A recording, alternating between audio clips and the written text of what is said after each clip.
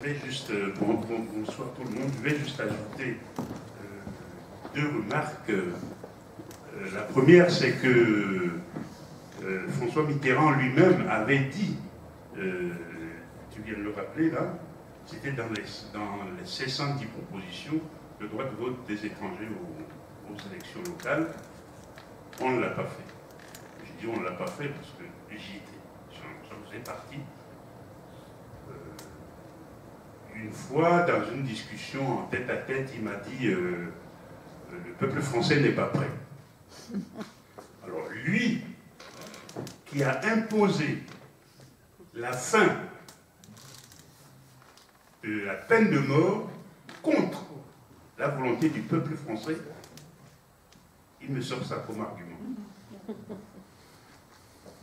Mais quand il est mort, il a dit que de toute façon, cette affaire de citoyenneté, ça viendra.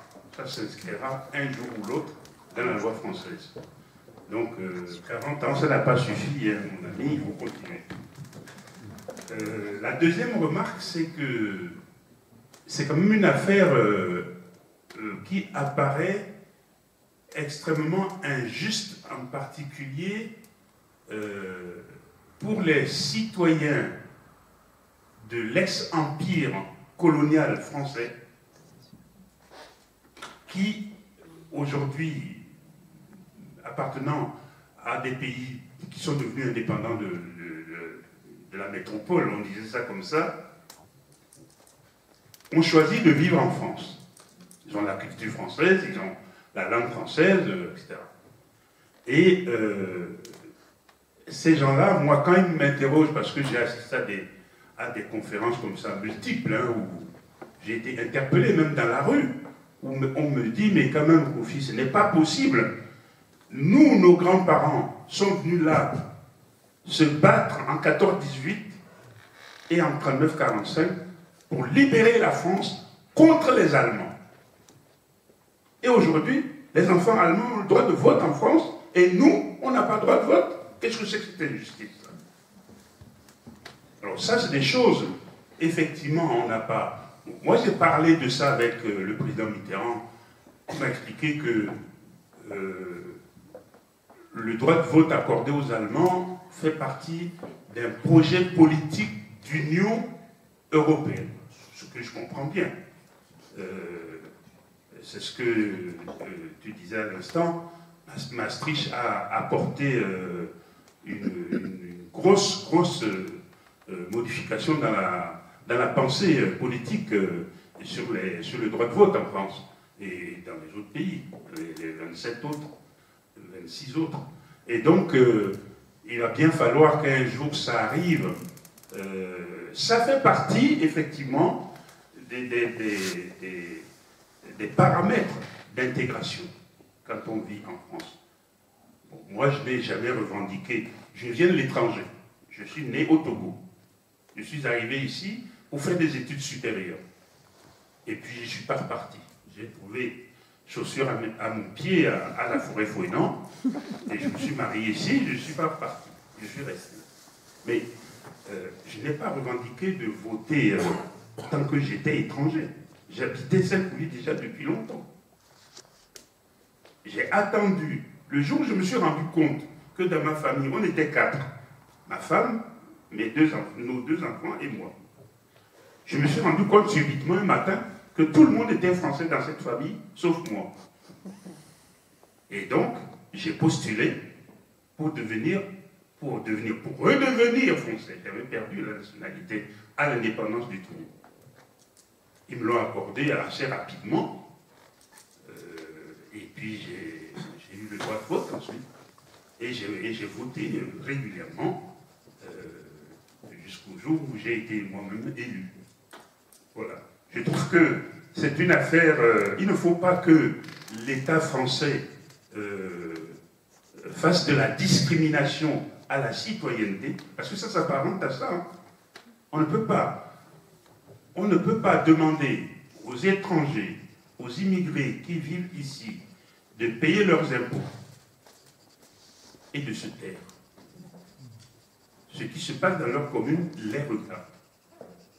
C'est leur vie qui est engagée. Ils ont le droit de savoir, ils ont le droit de dire leurs mots sur ce qui se passe dans la commune où ils résident. C'est juste une affaire de justice.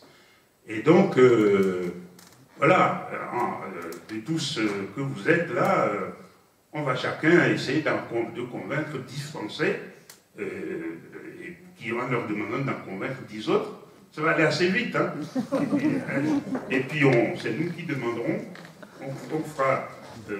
on donnera une proposition de loi à notre député et lui dire, tu portes ça à l'Assemblée, on veut que ça change. Dans la pratique, c'est très compliqué. Hein. Il ne faut pas sortir de la légitimité. Et donc, quand vous avez des questions comme ça, les étrangers ont délibéré sur un sujet.